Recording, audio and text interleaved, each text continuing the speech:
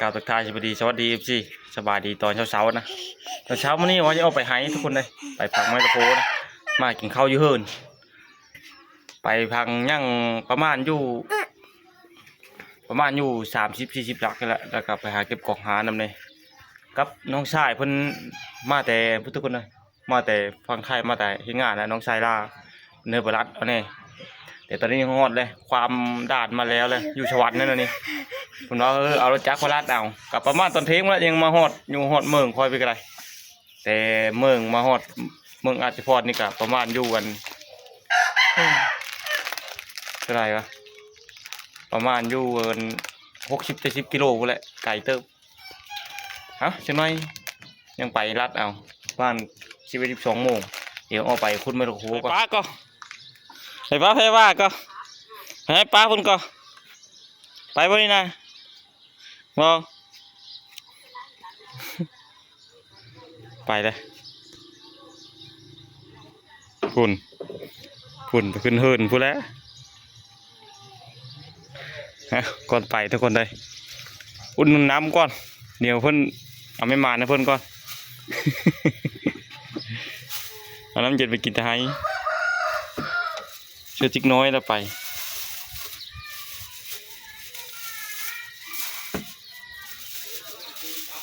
หวานจะเจอป่ะ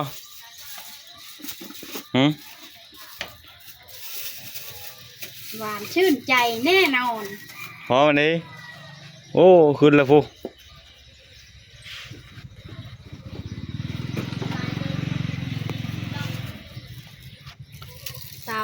กีบ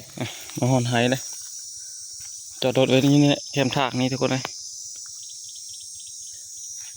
ขุดไม่ตะโคก่อนชงแดดทะเลาะบิดไม้นี่ฮ้อนแล้วนี่ไม่ตะโคยังแต่ด้านนี้แหละวันนี้เพราะว่าเขาหากระจุดกองหาเดี๋ยววาดนี่ไผ่ทะเลหมดอยู่เดี๋ยวอันนี้นะพังเพชรตะโคแล้วก็เอารถน้ำมันเล้งเลยแล้วก็เจ้าเที่ยวทางนี้ขุดห่างๆไปตักละเม็ด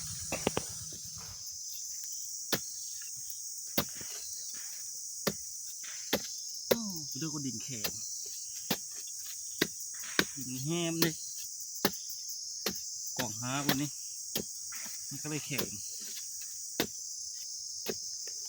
ข้าวฝนมากมิจิรี่ฝนมีตก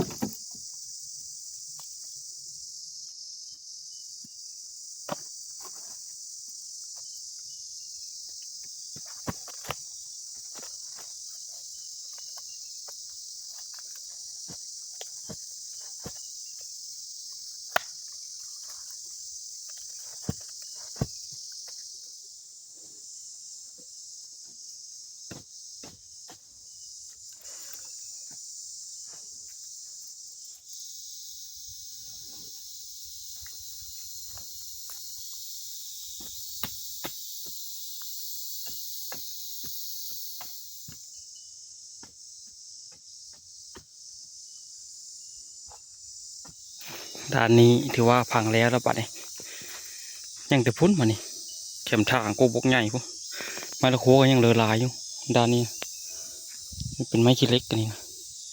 2 4 6 8 10 12 14 16 18 22นั่นก็2 ลักทุกคนเลยไม้แดงนะมันแต่พวกนี้ค่อยผ่าแต่ตั้งแต่พังชุดก้อนนี่พังชุดนี้มีแต่ไม้แดงนะมันนี่ด้านนี้นะ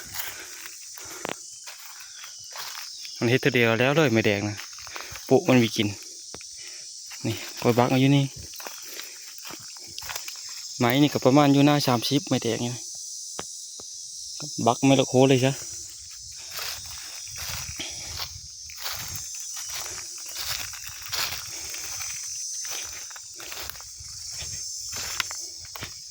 รถมานำเขาก็เที่ยวแล้วทางนี้นะทางตะเก้าได้ตัวนี้เป็นแดดเลยทางตัวนี้นะอย่างแต่ด้านนี้ป่ะนี่ด้านเดียวแล้วอย่างแต่ฝั่งนี้ทุกคนเลยไปหาผู้ประมาณอยู่30 ลักแต่นี่ไปหาเจนะรอบเช้านี้เอาจำนี้ก่อนทุกคนเลยพอดีน้องโทรมาเลยเพิ่นฮอดเลยเพื่อไปเอาคุดเบื้องนี้ก็ได้5 ลักนะอีกประมาณ15 ลักไปหันนะหาเจหันทีนี้ก็ประมาณอยู่ขนาดลักไม่แดงมันก็ประมาณอยู่15 ลักคือเดียวแต่นี่ไปหาพูดเลยเอาไปรัดมึงน้องกันทุกคนเลยจักเอารถไถจักเอารถจักรเราไปนี่ก็เลยเครื่องพดลายบางทีเอารถไถไปเครื่องน้อยก็เอารถจักรหาก11 โมงยั่งตัวนี้นะประมาณขับไปรัดกับประมาณ12 โมงหรือ13 โมงฮอดนากุจาดนะกันไปนี่นะหารถไถนี่ประมาณ14 โมงฮอดนะรถจักรนี่ประมาณ1 ชั่วโมงกว่าก็ฮอดเฮามันไปไหวรถจักรทางสบายรถไถมันช้าเมื่อก่อนมาเนี่ยมาเถิดแล้ววันนี้เมื่อกี้พ่อแก้มก่อนหอมแก้มก่อนหอมแก้มน้องก่อนเฮ้ยฮ่านกี่ดื้อกี่ดีเต็มโฮงด้วยหอมแก้มมารับตาทุบปะเถอะก็โหยองนี่โหยองนี่พามาว่านากุจาดแล้วทุกคนเลยเดินทางมานี่กับว่าต้องกับแดดนี่ดึกต้องชายมาหอดเป็นโตมา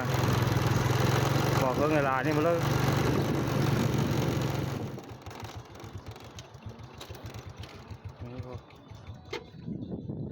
คือกับมาเชเบลนี้แหละทุกคนเลยจักรเรือดอกชงเชือพาวันนี้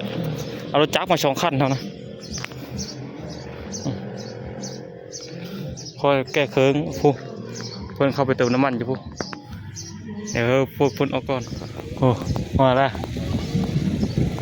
ไปเอาก่อนลูกหัวเขาไปเด็กชูเนาะแล้วน้องกับท่านมาแล้วมดตลอดเต้ ได้เพื่อนเปล่าตอนนั้นนะได้บอกเชิงอาบนะยาคุณละว่ามันเป็นแค่บ้านโอ้ยไปตั้งขนมมาดิเนาะไม่ไปถ้ามาต้นมึงไปเรื่องอยู่ไปรัดโอ้ยไปตัวแรกมันมาตำลัง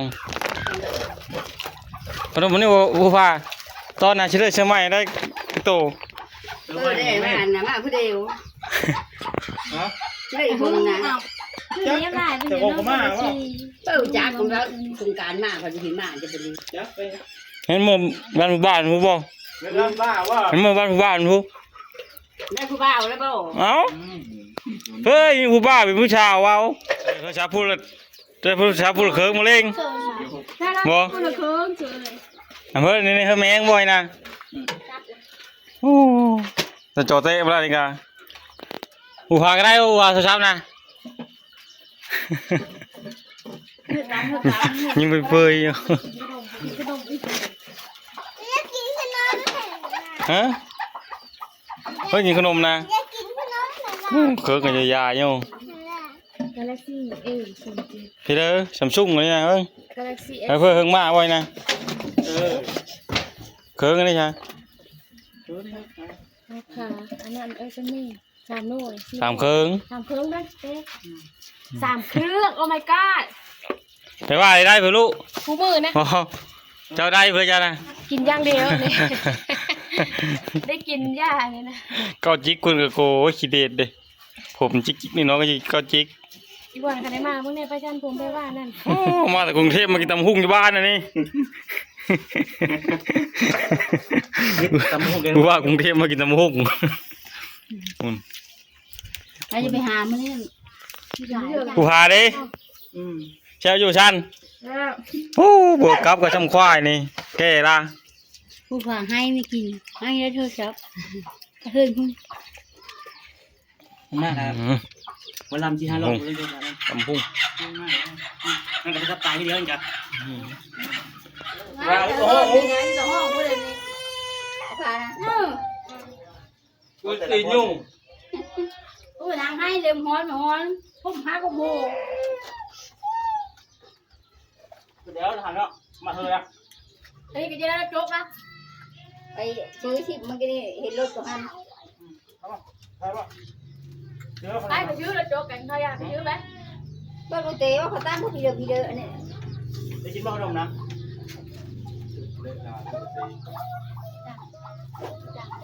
แต่เธอไม่มีเน็ตไว้นะ ใช่ไหม ข้าวกินน้ำอีกทุกคนเลยเก่งค่ะก็ตำหุ่งกันแล้วมันมีเพื่อกินวันนี้จะเดินทางขึ้นป่านะเพราะว่าจะไปแต่เช้านี่ก็ไม่ได้ไป มีแต่เขาในพันมนากับพันเกตเพิ่นไปก่อนเอารถไทยไปทุกคนเลยเพราะอย่างรถจักรไปตำลังบางทีได้ไปก็เจอปุ๊ละตะเว้นคำตะเว้นแดงยังได้ไปตำลังไปนี่ไปไม่ได้อาการเอาจังไรก็เพราะเดี๋ยวไม่ในคลิปหน้าทุกคนเลยสำหรับคลิปนี้ก็ฝากน้องไว้ก่อนเดี๋ยวคลิปหน้าวิดีโอหน้าพบกันใหม่แล้วเลยก็ขอบคุณที่มาติดตามครับชม